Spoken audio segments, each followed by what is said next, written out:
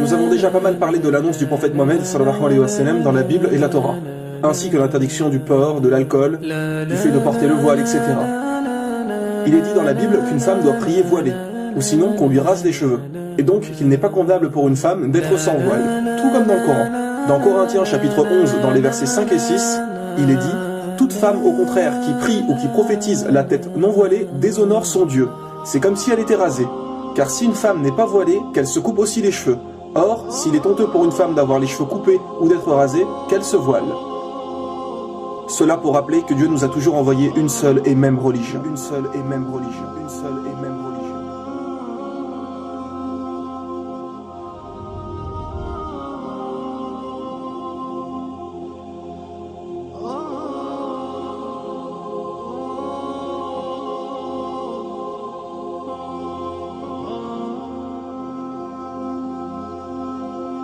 Et comme il avait été dit dans la saison 2, pour toutes les grandes religions, elles portent le nom d'un peuple ou de quelqu'un, sauf l'islam. L'islam veut dire faire ce que Dieu nous demande, alors que les autres noms ont été inventés suite à quelqu'un généralement. Le christianisme pour Jésus-Christ. Donc quoi, avant Jésus, la religion de Dieu n'existait pas? Bien sûr que si, ce n'est que suite à Jésus qu'ils ont inventé le christianisme. Idem pour le judaïsme, le peuple de Judée, l'hindouisme. L'étymologie du mot hindou vient de hindou en langue persane, qui est une rivière qu'ils considèrent comme sacrée. Le nom fait en fait référence au peuple qui vit là-bas. Le bouddhisme avec Bouddha. Le prophète Bouddha, qui en réalité s'appelait Gautama, n'a été appelé Bouddha qu'après sa révélation. Car Bouddha veut dire recevoir une révélation, un éveil. Et aujourd'hui, tout le monde vénère des statues de Bouddha, alors que celui-ci n'a jamais réclamé la divinité.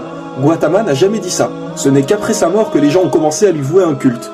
Et si vous étudiez vraiment sa vie et ses enseignements, vous ne verrez pas de différence entre l'islam et le bouddhisme.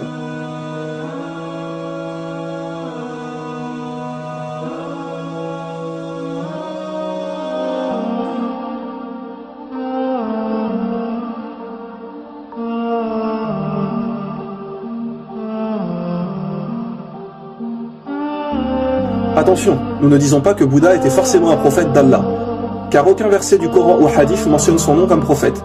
Et tant qu'il n'y a pas un texte du Coran ou un hadith pour confirmer quelque chose, nous ne pouvons être sûrs à 100%.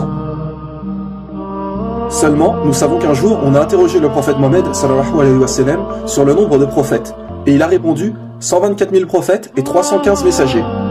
Alors maintenant, quelle est la différence entre un prophète et un messager? Un prophète est quelqu'un qui a reçu une révélation, mais qui n'a pas forcément transmis un message.